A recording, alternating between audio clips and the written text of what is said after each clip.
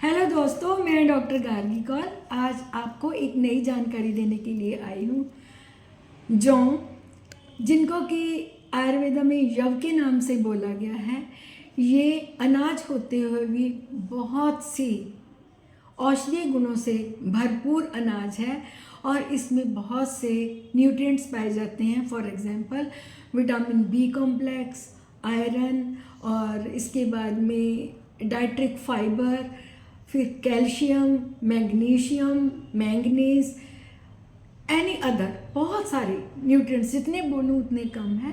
तो ये हमारे शरीर में हमारी तृप्ति तो करता ही है, लेकिन हमारे शरीर को डिटॉक्स करने के लिए बहुत ही फ़ायदेमंद है। तो आज मैं आपको इसके फ़ायदे बताऊंगी।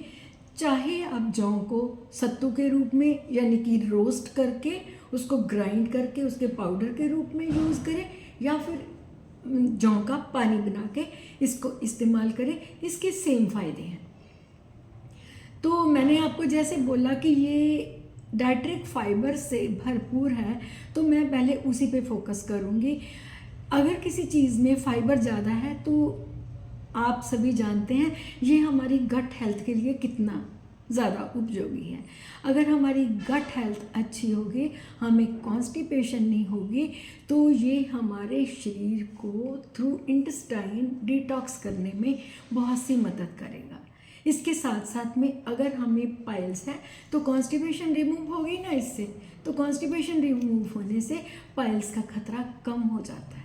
इसके साथ साथ में ये एक अच्छा डायूरेटिक भी है, यानी कि ये हमारे यूरिन की कैपेसिटी को ज़्यादा कर देता है, हमारी किडनी को फ्लश करता है, किडनी के थ्रू भी हमारे टॉक्सिन्स को बाहर निकालने में सक्षम है।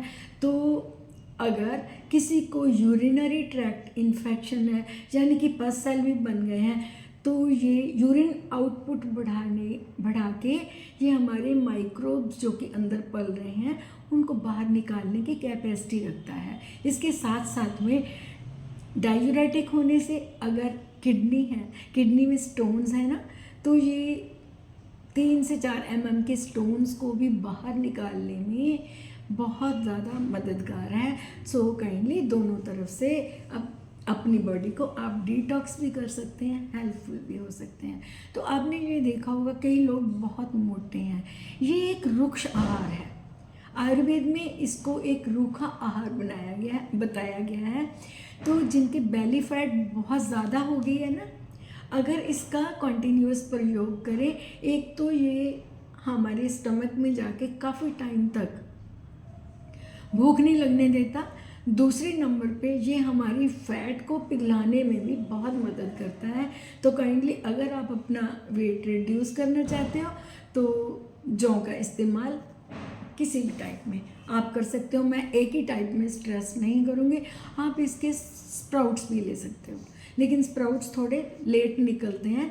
रोस्ट करके जब बार्ले वाटर बना के आप इसको यूज़ करो, आपको फ़ायदा होगा। जिन लोगों का कोलेस्ट्रॉल बढ़ा हुआ है, ये एक हार्ट हेल्थ के लिए उत्तम विकल्प है। अगर हमारी हार्ट की हेल्थ अच्छी होगी तो नो डाउट बीपी भी हमारा बैलेंस में रहेगा। तो इसलिए आप जो हार्ट पेशेंट्स भी हैं, आंखें मूंद के किंतु परंतु के बिना आप बार्ले को यूज़ कीजिए, आपको फ़ायदा होगा। शुगर के पेशेंट, इसका ग्लाइसेमिक इंडेक्स भी बहुत कम है, वो भी ले सकते हैं, उनके लिए भी ये बहुत ही ज़्यादा लाभदायक है। जैसा कि मैंने आपको पहले बताया कि ये बहुत से न्यूट्रिएंट से भरपूर है, तो जिन लोगों का इम्यून सिस्टम वीक है, ये उनके लिए भी एक अच्छा विकल्प है।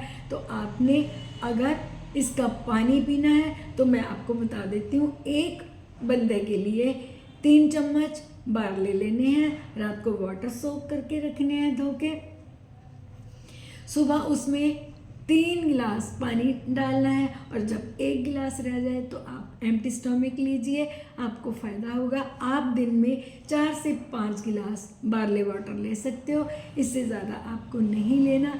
और इसके साथ साथ में आप अगर अपने आपको ब्यूटीफुल भी दिखना चाहते हो, नो डाउट जब हम फैटी नहीं रहेंगे तो ब्यूटीफुल भी दिखेंगे, ये हमारे लिए एक सर्वश्रेष्ठ आहार है। तो काइंडली अपनी डाइट में, अपने भोजन में जौ को एक स्थान जरूर दें। चाहे आप मिक्स ग्रेन के रूप में जैसे कि चने और जौ और थोड़ी सी कनक का आटा मिक्स करके भी लेते हैं तो आपको उससे भी बहुत फ़ायदे होते हैं। तो होप सो मेरे द्वारा दी गई जानकारी आपको अच्छी लगी होगी। अगर आपको मेरा कंटेंट अच्छा लग रहा है तो काइंडली मुझे सब्सक्राइब करना ना भूलना। मैं आपके सब्सक्रिप्शन की इंतज़ार करूँगी। Thank you very much for watching my video.